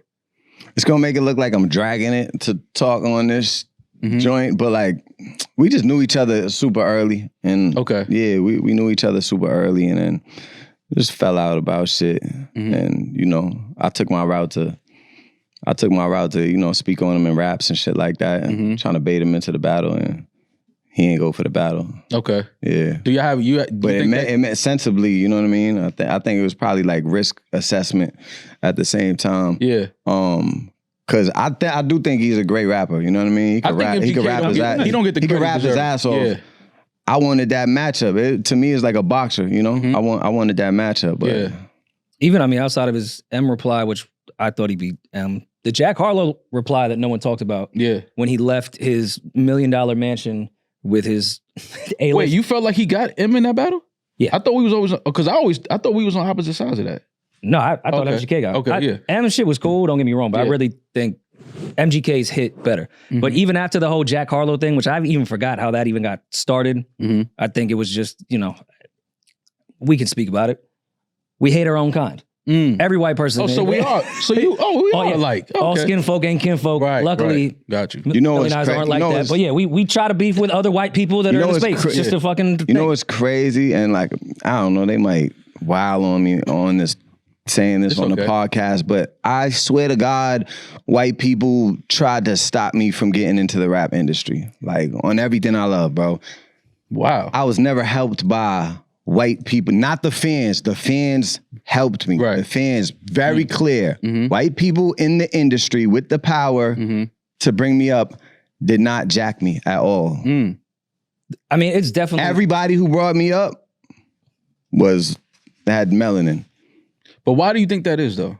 I don't know, but he just said it, so I'm just thinking about that. It's a thought I commonly think of. Like, it wasn't like what you would think it is. I think it's because I'm not from a white neighborhood. Okay. And so like that threw them off. I think they you got to have a point of reference. So like your point of reference is either Malibu's Most Wanted or Tommy from Power. It's like, where is There has to be a gray area. So if this shit don't exist yet, because people would rather go for like the easy lie than the complex truth. Yeah. So somebody don't want to dive into a complex truth and have to tell that story. But yeah, it was just like, I felt like a lot of resistance and just like downplay, just trying, whether it was the blog era or whatever it was, I just felt like a lot of downplay from the whites, It's definitely we had this conversation. Man, the fans, not the fans, not the fans. We bro. had this convo after only Vlad people said that in the shit. industry. Vlad was on Maths or whatever and had brought me up and talked about the white on white crime in hip hop and white people in hip hop hating each other. This is coming. And I feel him because that is a stigma and something that is true. I'm joking because I feel like I've never been that way ever. Everyone that's white. Yeah, I didn't get that from you. I didn't get that from you. I mean, listen, if you're there's white rappers I hate, don't get me wrong. But there's sometimes I'll see a white face and go, no thanks. Yeah, no, I'm good. People But it do comes down to that talent. to me. I get it. Like, But it's behind the scenes too with media stuff. Like I haven't, like Rosenberg is the real, everyone in white media I've had a great relationship with, but I know for a fact they have had really weird interactions with other white people in hip hop as well. Mm-hmm. I don't know if it's the guest thing that we're all trying to fight to prove that we're the better guest. Mm-hmm. I don't really know where it comes from because I don't subscribe to it, but it does exist. Like it doesn't shock me at all that that's been your experience when it comes to people behind the scenes. That's not really their thing. I mean, even like shit, how Mac had to come through with Wiz and everyone. Like Mac did become the darling of the whites, but he had to go through Wiz's camp. I mean, granted, he went to high school with all them and everything, but that was still not the traditional way that say, I don't know. That's so interesting to hear like Millyz say that though. Like no white people essentially. Because you got to think of everybody who put me on, bro. In the industry, yeah. Like it goes back to my neighbor, my first manager. And then, Set Free brought me out to New York. Kiss, Ice Pick, people who show me love in the industry. Yomi put me in the BET Cypher. I didn't have PR or anything of that nature. You know what I mean? All the way to just the artist. It's like, I ain't, I've been in a million meetings, I feel like, with just people, but like, I don't see it. But, Well, I mean, that's fine. Like that's why I showed the money on Instagram. Yeah. Like, listen, I got to it with everybody the in your little ass office in Universal. Look right here. I be looking at dudes like my life is crushing your shit. My life is demolishing your shit. Crazy, stupid. As far as the music, are there any producers that you haven't worked with that you was like, damn, I would love to get like an entire project with this producer?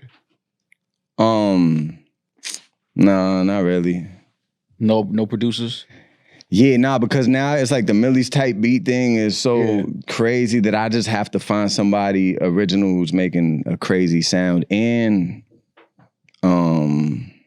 I feel like I don't want to say rappers do that like when they're like not hanging their career up, but it's more like an artistic thing after they already made it and then like they do that. Like I'm still trying to find hit records and shit like that. I hear that. What's your relationship with Bia? Cool. It's like my sis for real, for sure. Like we relate to each other because we from the same place. And yeah, she's just cool. We talk a lot of shit like outside of rap. Yeah, no, she's definitely cool people. Before we get to our voicemails, we were talking off microphone of your strategy of 100 men versus one gorilla. And you seem to have this painted out like the general strategy of how we're going to get this done. Yeah, hell yeah. The hell yeah is hilarious. The subtle confidence of... And I love, why I love this? Because the only way to find out is it has to happen. Like, you can't test this theory. We're going to do it. Like, no, Peter got to take a step back and we just got to try. We need to do this.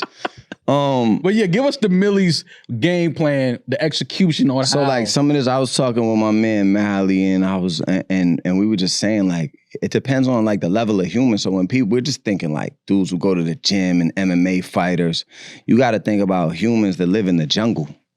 Mm-hmm. That's where you taking it. We gotta go get them. Think about dudes that's not Tarzan, like Yeah, George of the Jungle. nah, George of like the apocalyptic, like you know, there's still all the places, kids from Jumanji. there's still places in Colombia and shit like that where they haven't seen civilization. Oh yeah. So you saying go get them?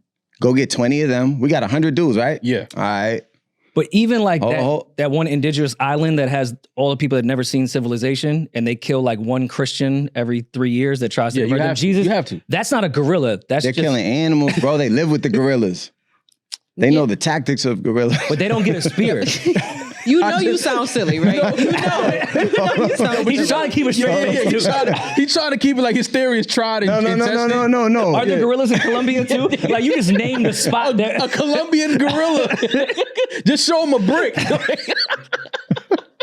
Let him get into the poppy field. He's done. Yeah, he's done. We got him. Listen, you going people from the jungle, Yeah. different strategies. They could climb tree. They do all type of shit. Just do jungle shit. Sumos, 20 sumos. 20 sumos. Okay. That's first wave. A gorilla is smoking every sumo in a heartbeat. They move like this. Nah, you're not thinking the weight of sumos, bro. You're gonna use this. You use the sumos essentially to sit on the gorilla. You gotta pin the gorilla down. Okay. So we got wild sumos. A few of y'all are gonna be casualties. 10 dead sumos on Yeah, I the think spot. that's important to highlight that. Yeah, We're gonna use the many of dead them will body. die, yeah. Bro, first of all, we're gonna use the dead bodies. Think about that So strategy. you take 10 dead sumos, Uh-huh. RIP, Yeah. stack Right. them up Yeah. on the gorilla Who's somehow. stacking the While heaviest dudes people are on Earth? fighting, look, you need like 4 MMA fighters fighting. They're gonna be casualties too. You got dudes picking them up. Eventually, you swing the bodies, whatever. If you swing a sumo body hard enough, why you laughing? This is real shit. Josh, can we look up the average weight of a sumo wrestler? How you swinging a I sumo wanna Because know body? we're talking the about two the people most. swinging. We're talking about the most strongest people on earth Okay. that do Yeah. the jab, the strong 330 competitions. pounds. All right. Okay. Do you 330. think the gorilla is going to give us enough time to swing, Bro, like do 1, 2, 3? how many pounds does a gorilla weigh? It's measured by tons, I believe. Yeah, I think- not The pounds. biggest gorilla. 600 is like as big as it gets. All right, 600.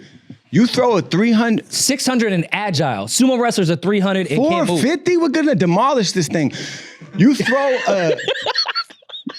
If you throw a sumo, agile no, is the sumo listen. If you throw a sumo, look, you see how it's standing right there? Yeah. Throw the sumo into his leg. Bop. Okay. Shit like a kickstand. You're Okay. kicking the leg out. All right, so That break shit's- the leg, break it's the gorilla getting- leg. They're getting injured off Okay. rip. I promise 100 men could beat a sumo. I'm dead ass. Okay. You They could do throw- the tabletop. Remember tabletop in middle school? Someone get behind and then push them? Yeah. Look, you throw the sumos at it until the shit is hurt. Eventually, you start stacking dead bodies on the shit. It's dead weight. Now the people are even heavier. Okay. Now you just fucking get tactical. You get people who've been growing their nails out or whatever. Yeah. You stab the Gas shit in the guys. throat. You do shit, gas shit. Okay. You just slowly attack it. It's only gonna take about 20 human casualties. The rest of the 80 dudes is gonna pound it out. And gorillas have never laid a demonstration on. Who have they killed outside of Godzilla movie? But that's what I'm saying. I don't think we have any King Kong, casualties excuse of me. gorillas. We did have a chimp. There's no much- demonstrations though. It's But like there's- a guy with a bunch of guns who never killed anybody. That's true, but we do have cases where chimps have attacked humans. I believe one chimp completely ripped the lady's face off. A lady. It was just like, but they were like You at would have home. ripped your shit off too. Yeah, they were just at home. This is the I don't first- know this is that, the first time I'm going to Demaris. say faces don't have gender. Like at that point, it doesn't matter if it's a lady or a man. That face is getting ripped off. But gorillas don't kill humans because humans are very rarely in the vicinity of a wild gorilla. I'm just saying we have no demonstration and y'all are giving it 100 bodies. Yeah. Hey, There's no demonstration. You Josh, can double we- the murder rate in wherever. Like, can we what pull are up we the clip talking where about? they were in? We can clean this up, Peach. Pull up the clip where the gorilla. I got 40 humans. He dragged. It was like a photographer that was in like they were all like amongst gorillas, and it just dragged a photographer a few feet and let him go. Like that is that clip right there, and it just dragged. I'm an animal lover too. Yeah, look at that. Put Look, out look, there. watch this. God Watch this. damn, Look how that he is a just- look how big he ass just- look, gorilla look, right there. Stack dead bodies on animals. Look how it's just dragging that. Look, that dude look like he shit all on himself. He was very calm though. You better be. You better not look like you about to fight back. Like, what you- Maul, that's your demonstration. I'm trying to tell you, bro. Fam, are I'm you trying to crazy? tell you. It's not even a discussion. 100 men will crush one of them shits. Bro, a punch has 700. You getting all of this. It's a lot of bark. Like, Do you even see the hip movement on that?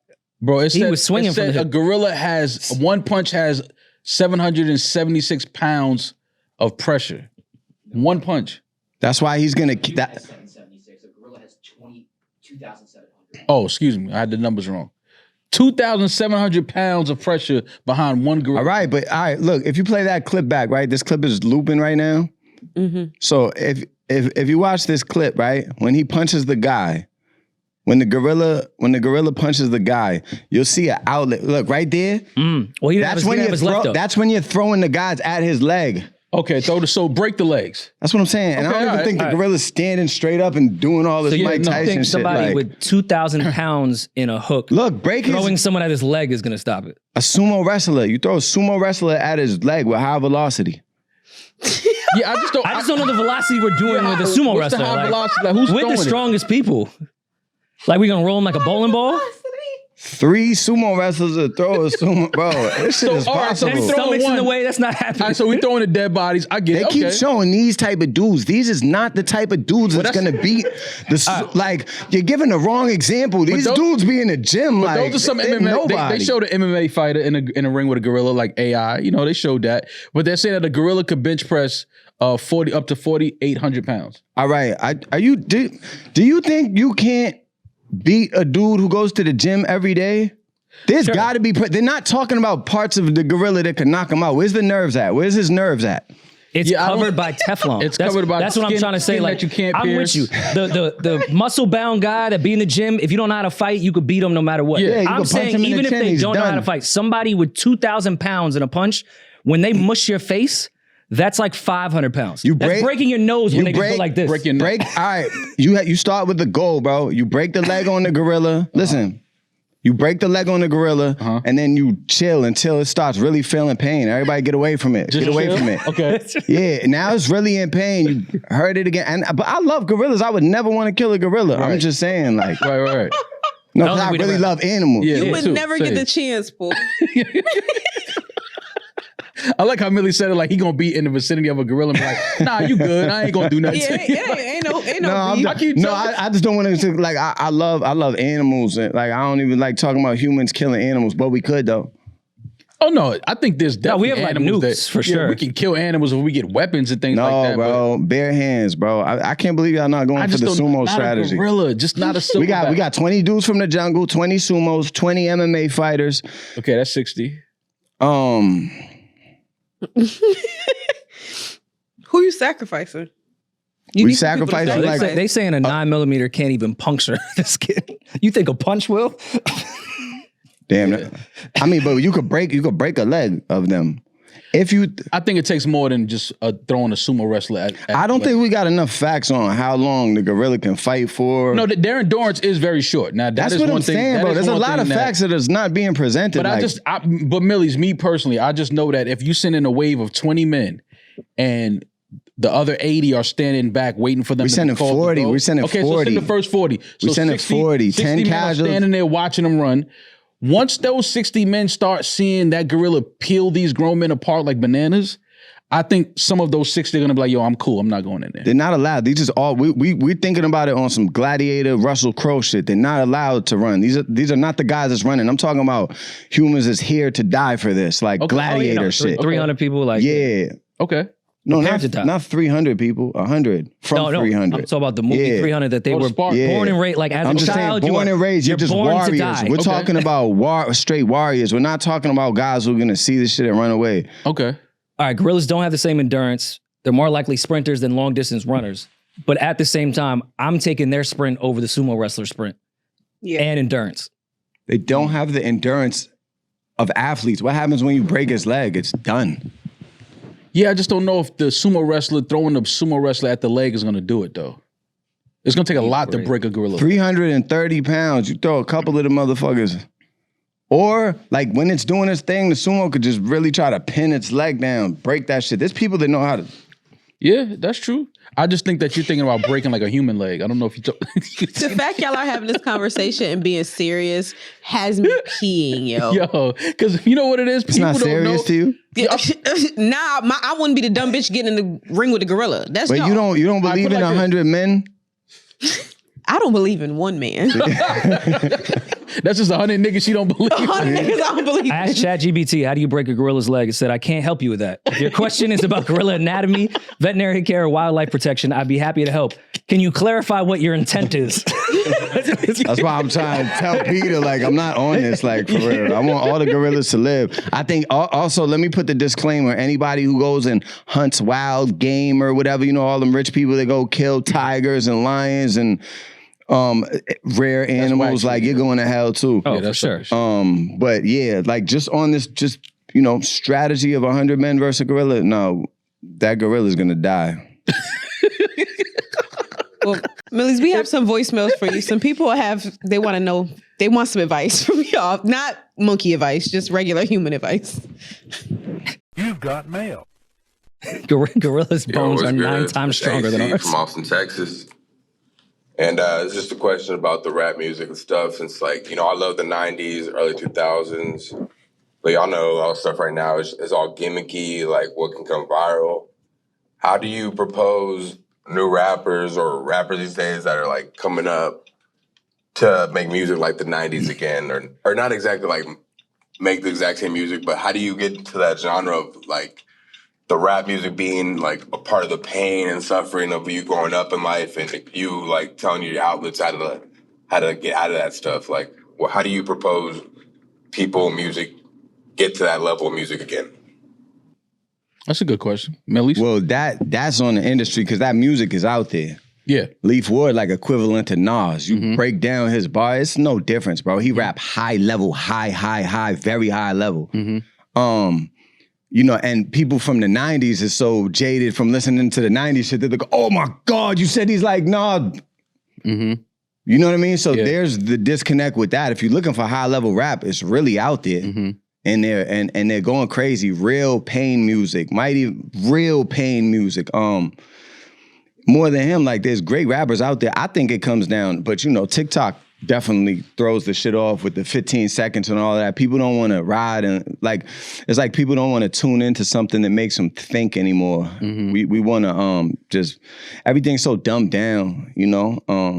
So I don't know, that I think that's on the industry, but as far as the talent, getting people back to rapping like that, like, people out there doing it's out there. I mean, and I think back to our conversation, your records with Albie, like, those are proven that those bring views in. Like, and let's not act like there wasn't gimmicks in the 90s too. It's always going to be gimmicks no matter what is going to happen.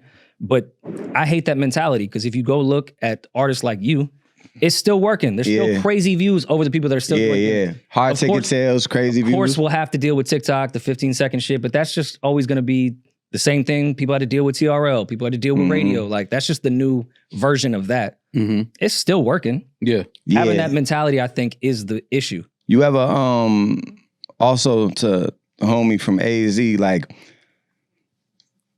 it might not have the 90s sound, but go listen to No Cap. Like, this is an artist that's lit by all standards. He's actually doing melody shit with all bars in it, though. Everything is bars. Rilo Rodriguez, a lot of people won't, like, put it in, you know, in their mind, or they don't got it's like, it takes your ear a little adjusting. But if you want that bars and pain and substances out there too, like, No Cap is phenomenal. You know, there's a lot of it. I think, like you said, I think just the way we consume music has changed, and I think that, you know, the fact that a nobody can upload their music the same day to the same platform as a Beyonce or Kendrick or Drake, I think that fucks with a lot of it as well, because it's like, there's so much access that we have to bullshit. We have access to dumb shit that we should never even hear, shit that we should never even see. But because we all are on our devices and all on these streaming platforms, we're gonna come across it. All shit is gonna be pushed that maybe we would never even find, but it's being pushed, like you said, because of TikTok. It's 15 seconds in a song that 100,000 kids are looking at that they thought was dope. Yeah, and they're just spreading it. I didn't understand how bad that was till I talked to a DJ and he was like, yeah, when I'm in the club, I gotta play the sound from TikTok. You gotta keep it down, bro. He was like, you gotta play the sound on TikTok and skip over the rest of the song because they might know the song and the whole club goes crazy, but they don't know the rest of the song. The rest of the shit. So yeah, gotta mix it. I also think like consumers that are like my age and older need to also adjust their ears. Adjust your ear, man. Granted, early 2000s was when like I really started to really get into music. Late 90s, went back to 90s shit in my teenage years. So I still have that nostalgic feel. Like when I was coming up, I have a different connection to it. So that sound enters my brain differently. I can't listen to this stuff now the same way because I'm doing a disjustice to what's out now. Right. Why could I have those same ears? Because it's connected to a different part of my life, like my childhood. Nothing's gonna sound that way. No matter what you were listening to as a kid, it's always going to sound and be in your heart way fucking different. There's plenty of guys rapping just as good as everyone in the 90s. Facts. Just because it doesn't sound like the exact same fucking thing. Super fact. You need to adjust your ears. It's not the rapper's fault. It's you holding on to your childhood. Yeah, it's not the popular thing either. But if you want that, like that is out there, you know? Yeah. You just want the fucking same. No, nothing's gonna sound like the first time you heard Nas when you were 10. It's never gonna happen that way. Adjusting your ear and trying to understand why something is lit is very important too. Like, you know, they say people stop listening to music or searching for new music after the age of 30, like scientifically. This not like my gorilla theory, Demaris. It's like a real fact I've heard. But people stop looking for new music and they just hang it up.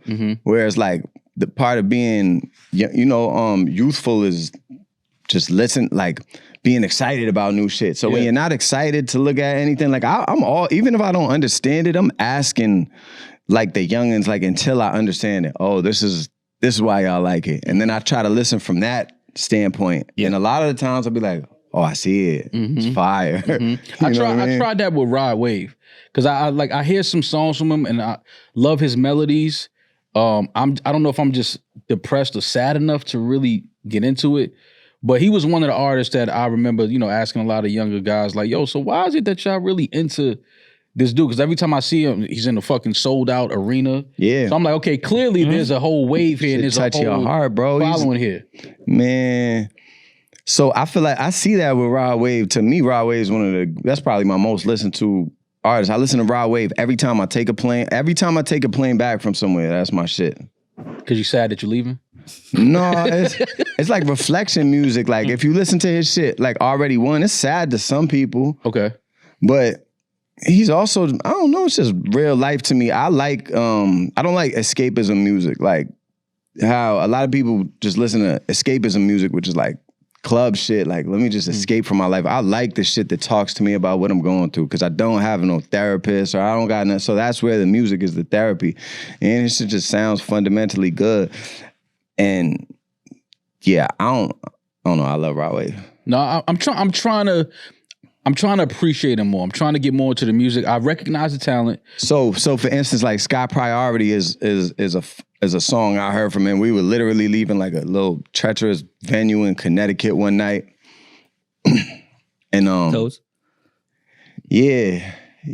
And Toads isn't per se treacherous, but New Haven. Depending on who's around. And there was some shit that was going on at the show, whatever, and we got into the car and I'm listening to Rod Wave and he's like, on the road doing shows all alone. And somebody else the city living wrong. Pray to God I can make it back home. Even if I don't, it won't be long. And I'm listening to the shit. I just went through this shit. Like, And I played that song 100 times. I didn't want to hear another song for the next 2 weeks. So Rod Wave has that effect on people. Okay. You know what I mean? Where it's like you might hear something that hit you so strong from him that you're like, now this is like above music because this is like connecting with me on a therapy level. And that's essentially what music is supposed to do. Right. So yeah. Okay. And I'm big into just singing like I haven't been as big into like the more newer R&B and shit like that, but like Rod Wave brings that singing element. Are we gonna get like a R&B project for Millyz? I'd love to. Blanco? Like Aaron Blanco's hard. There it is right there. I mean, Aaron Blanco? You know what I tell people too? Like my rapping, that's why, man, I got a freestyle going fake viral right now. But it's like, it overshadows the other shit. I got millions of views on songs where I just sing. Mm-hmm.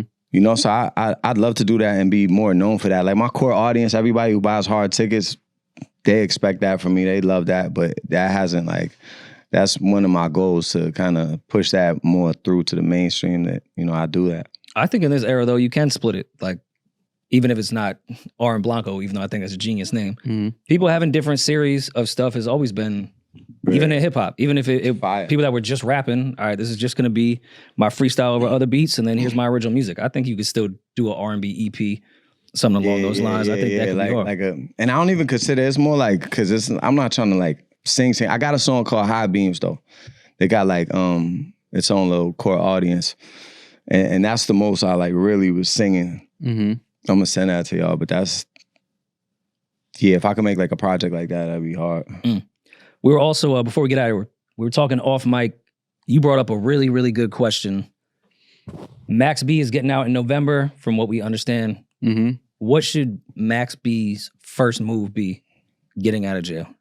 I thought that was a very, very interesting question. I believe he should just get straight to Max B, Silver Surfer shit, mixtape. Soon as, I mean, obviously his sound is kind of what's now. No, crazy. 100. It fits as everybody's, you know, the melodies and a lot of the styles that you know Max had with the whole Silver Surfer and all of the, you know, the mixtapes that he was putting out. Just the sound is very relevant right now.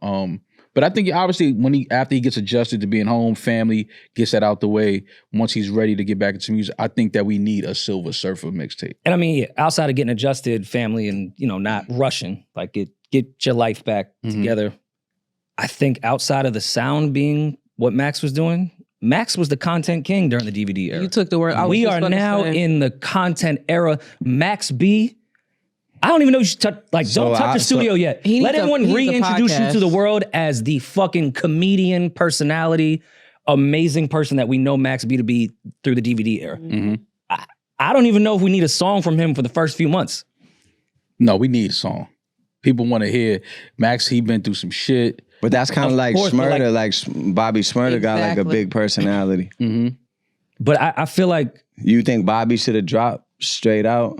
Nah, I think he should have chilled a little bit longer, to be quite honest. I don't think he dropped like fresh out though. He didn't. I think he should have taken more time.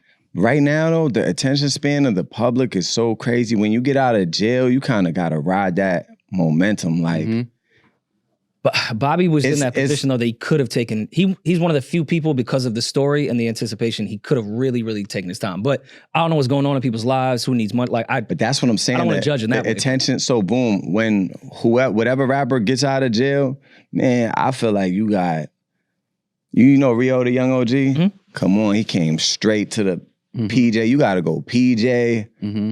They got to give you your advance from your record label and cash. You gotta pop it that day if you want. That's how I think, like, because you're gonna get a lot of free publicity and you gotta ride that shit. So I think the quicker you could get to it, like Rio the Young OG came home and got right to it. I think, I'm not gonna lie, I think Max gotta get right to it. Like, he's like, I hear you, especially with certain rappers. You need to take that moment. But Max, how much is the older generation gonna support him? Like, I think they will. I think not only will the older, like he just had, you know, Supreme just dropped his T-shirt.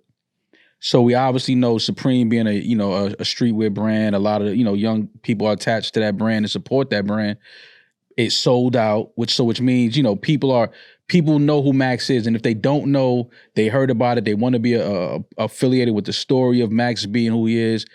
So I think that Max comes home, obviously, you know, get his family orders in line and things of that nature. But I think he has plans on getting right to the music. I believe he's got 1,000 songs written. For sure. I'm pretty sure he has. I think that's the way. You got to come home like Pac. And like you got to come home like But even like, does the older crowd matter with someone like Max? And hear me out. The way I'm not comparing Max B to Charleston White or Boosie whatsoever. I'm just saying older people that are dominating the media space because of their unique personalities. I think these young kids, without even knowing who Max B is going to gravitate to him. He's that type of Oh personality. yeah, for sure. For sure. So But I if don't you know want- if he needs to go to have to rely on the connections that he had when he was free.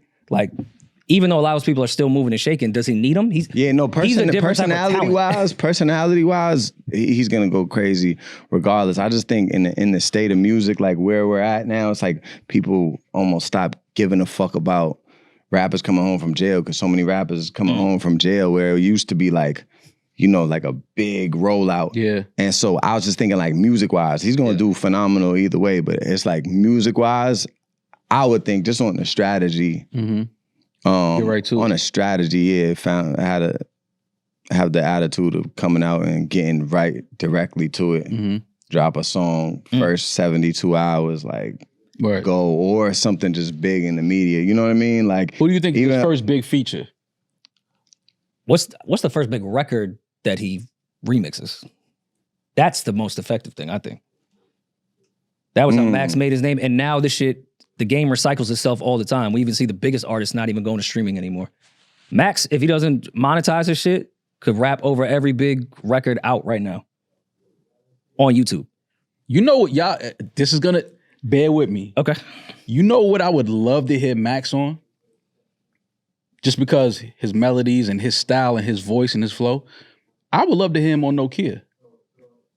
Oh, that's not a crazy take at all. Yeah, that's not crazy at all. I would love No, that to is hear like Max designed be, for Max B. I would love to hear Max be on Nokia. No, nah, Baby girl? he could float on a lot of shit. I would love to hear He him already on he's on the hook. that. Yeah, I would love to hear him on Baby Girl. I would love to hear that.